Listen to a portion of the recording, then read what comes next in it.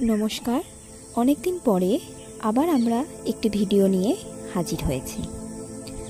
आज आमरा कथा बोलबो आमादेर बर्तमान समये बांगला साहित्येर अन्यतम एकजन जनप्रिय लेखक सादात होसेनेर लेखा तार बहुल चर्चित एकटी उपन्यास अन्दरमहल निये।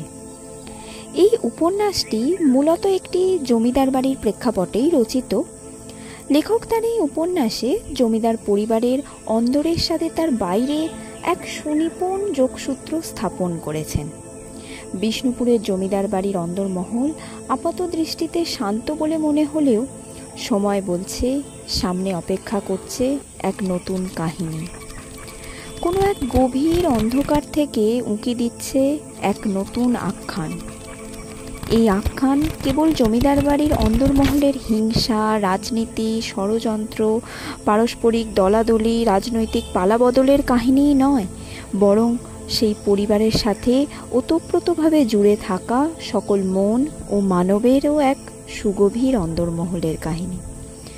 আপনারা যারা বইটি আগেই পড়েছেন তারা আপনাদের অভিজ্ঞতা আমাদের সাথে ভাগ করে নেবেন, এবং যারা বইটি আগে পড়েননি তারা অবশ্যই পড়ে দেখুন সাদাত হোসেনের লেখা অন্দরমহল বইটি।